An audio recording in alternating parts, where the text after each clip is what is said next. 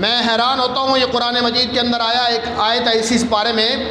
یا ایھا الذین آمنوا اذا ضربتم فی سبیل اللہ فتبینوا ولا تقولوا لمن القی الیکم السلام لست مؤمنا۔ ایک جنگ میں صحابہ گئے، ایک کافر کو گرفتار کر لیا، اس کے سینے پہ چڑھ گئے، حضرت زید تھے، اس نے کہا لا الہ الا اللہ محمد رسول اللہ، انہوں نے اس کے سینے میں چھرا گھونپ دیا، خنجر گھونپ دیا، قتل کر دیا۔ واپس آ کر اللہ کے رسول صلی اللہ علیہ وسلم کو یہ سارا واقعہ بیان کیا، کیونکہ غیر متوقع واقعہ تھا، غیر متوقع واقعہ تھا کہ یا رسول اللہ وہ پکڑا گیا تھا،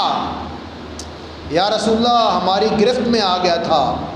یا رسول اللہ اس نے کلمہ پڑھ لیا تھا لیکن میں نے اس لیے قتل کر لیا کہ وہ جان بچانے کے لیے کلمہ پڑھ رہا۔ اللہ اکبر، اللہ کے رسول کا چہرہ غصے سے بھر گیا۔ اشققت قلبہ، کیا تو نے اس کا سینہ چیر کے پھاڑ کے دیکھا تھا کہ وہ خوف سے پڑھ رہا تھا؟ میں تمہارے عمل سے بری ہوں، میں تمہارے عمل سے بری ہوں، میں تمہارے عمل سے بری، جاؤ۔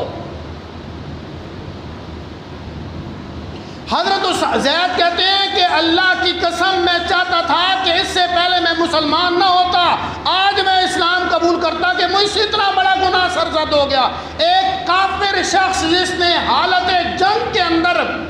بظاہر خوف کی وجہ سے کلمہ پڑھا، اللہ کے رسول فرماتے ہیں تو نے اس کا سینہ چیر کے دیکھا تھا کہ تو فتویٰ لگا رہا ہے کہ موت کے ڈر سے پڑھا تھا؟ جا میں تیرے عمل سے بری ہوں، جا میں تیرے عمل سے بری ہوں۔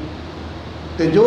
کلمہ گو بھائی جن کے بارے میں کنفرم ہے کہ مسلمان ہیں، تو جو اس کے لیے اس کے قتل کی پلاننگ کرے یا اس کو قتل کر دے، تو وہ روز محشر حضور کے سامنے کیسے جا کے کھڑا